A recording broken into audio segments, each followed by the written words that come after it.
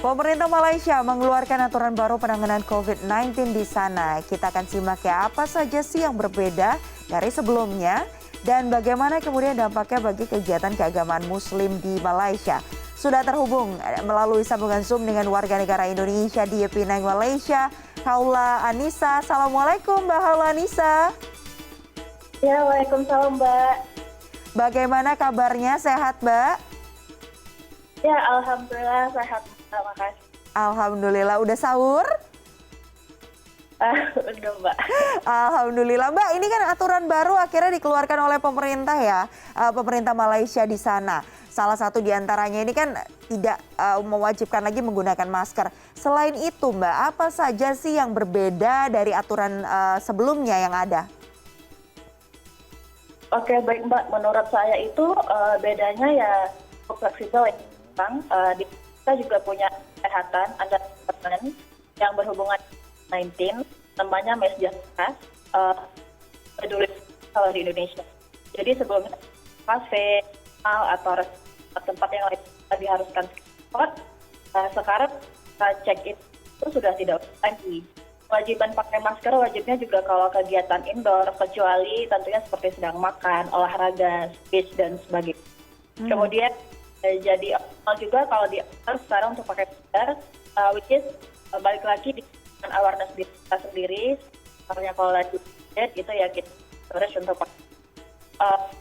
beda lagi yang sudah full vaksin sekarang tidak karantina lagi, yang partially vaksin. Jadi nggak perlu haruskan COVID-19 travel insurance untuk masuk ke pertanggal 1 gitu. Oke, mungkin suaranya agak sedikit putus-putus, tapi secara umum kami bisa mendapatkan apa yang dimaksud.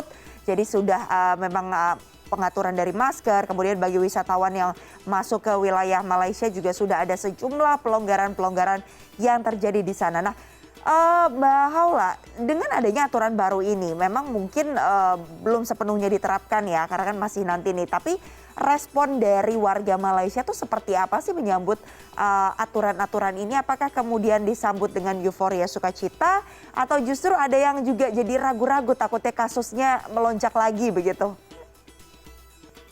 Ya Mbak, itu menurut saya pandangannya cukup relatif untuk warga setempat ya, untuk warga khususnya Malaysia.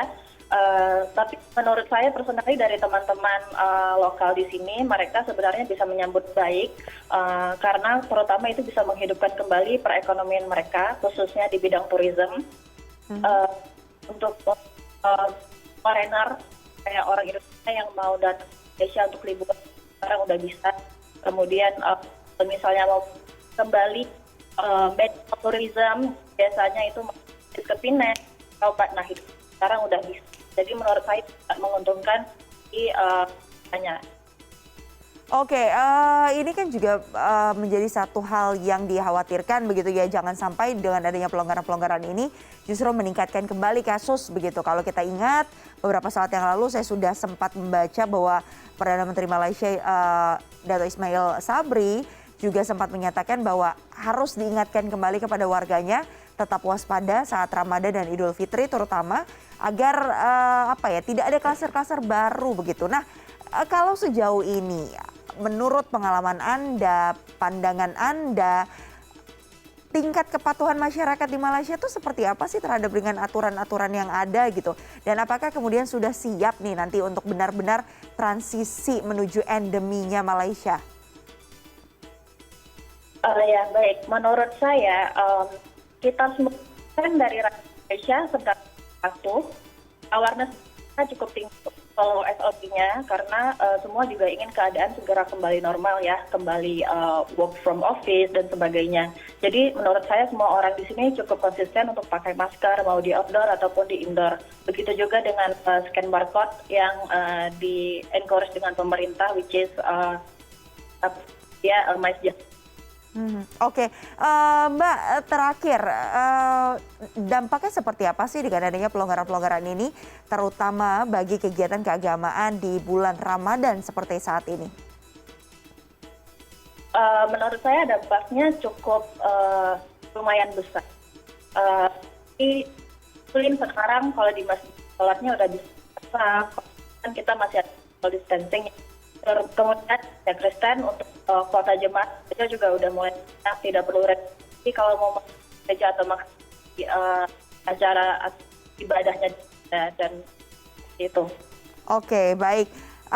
Sekali lagi kami ucapkan terima kasih kepada Mbak Kaula Anissa, warga negara Indonesia di Penang, Malaysia, sudah bergabung bersama kami. Terima kasih. Sehat selalu dan selamat lanjut sahur ya Mbak ya. Terima kasih banyak. Iya, makasih Mbak, makasih.